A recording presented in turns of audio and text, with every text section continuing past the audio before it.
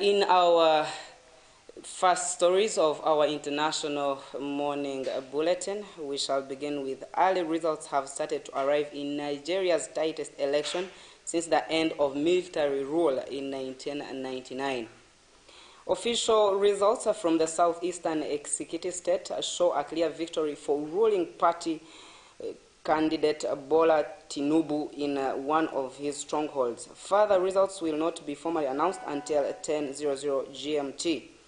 Following widespread delays and attacks on some polling stations on Saturday, voting was postponed until Sunday in some parts of the country. Millions of Nigerians are anxiously waiting the results of the presidential and parliamentary election, which are expected to be dominated by the three political parties, the ruling All Progressive Congress and the opposition People's Democratic Party and the Labour Party, which has relatively unknown until last year. But hours before voting began, images showing that the Labour Party was missing from some Senate and House of the Representative ballot papers were widely shared on social media.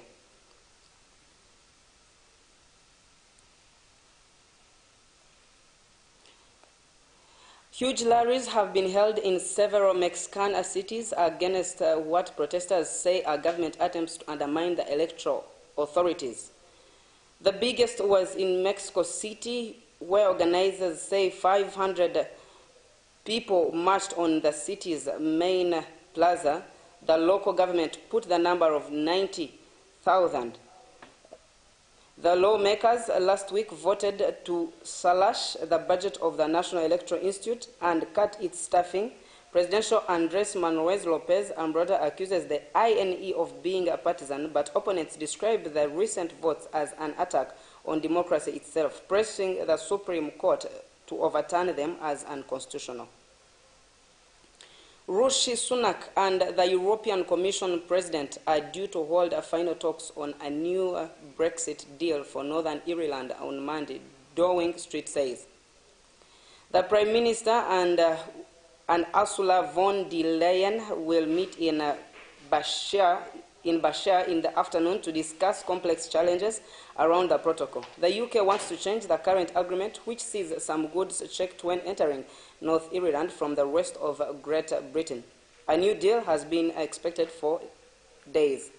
Deputy Prime Minister Dominic Raab earlier said the UK and the European Union were on the cusp of the deal and the EU had moved on some issues.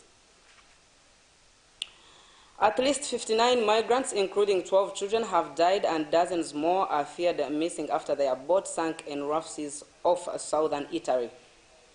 The vessel broke apart while trying to land near Croton on Sunday. Migrants from Afghanistan, Pakistan, Somalia, and Iran were on board.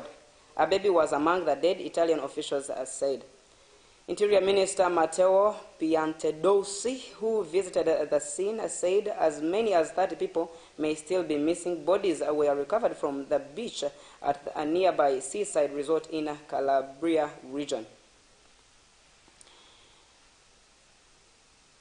The Israel government and Palestinian Authority have announced a joint commitment to take immediate steps to end a surge in violence. The move has emerged from rare talks in Jordan, also attended by U.S. and Egyptian officials. The meeting agreed to support confidence-building steps and to work towards a just and lasting peace. As the talks took place, a Palestinian gunman shot dead 2 Israelis in occupied West Bank. The Israeli military said it was pursuing the gunmen and reinforcing troop numbers in the West Bank, deploying 2 additional battalions. It confirmed that one of those killed in the village of Hawara near Barnabas was a soldier.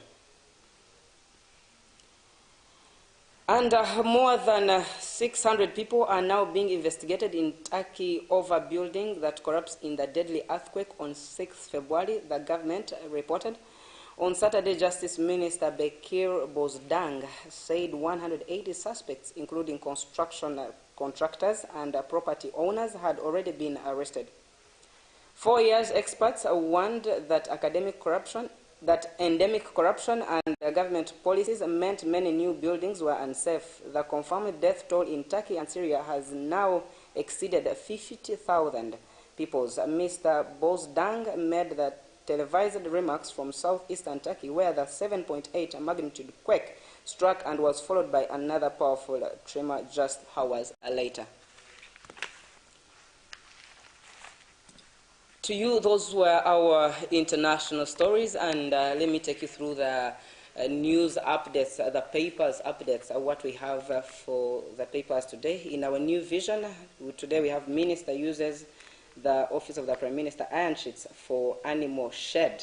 Wow. And you shall find that story on page 4 of the new vision. Kagondo concentrated. The Archbishop of the Church of Uganda, Dr. Samuel Stephen Kazimba Mugalu, praying for the Reverend Canon Enos Kagondo as he is consecrated and enthroned as the 5th Bishop of Mukono Diocese. Mukono, you got a new bishop, and those details of the story are on page 2 of today's new vision. Over 120 jobs and tenders offers, that is in our new vision today. You shall find them there. Mao kicks UP storm in Noop. Wow. Details on page 5 of today's new vision. Court awards shillings 68 billion to IDP hosts. Details on page 45 of today's new vision. 5 charged over Dr. Mada on page 6 of today's new vision. And today's Daily Monitor has fresh scandal hints on the Office of the Prime Minister still. You shall find this in page 2 and 3 of today's Daily Monitor. And in other headlines of the new vision, joy as Mukono Muhabura Diocese get new bishop still in this new vision. You shall find it on page 7 of today's Daily Monitor, rather. Town clerks and cows moved in, major shakeups. Healthy living appendix need urgent medical care, page 6 of today's new vision. Yes, this is yet another day that the Lord has made. We shall be glad and rejoice in it. We stay tuned. The pastor's program is next.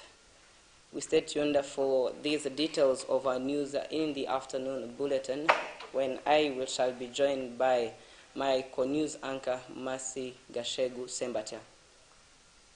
Be blessed.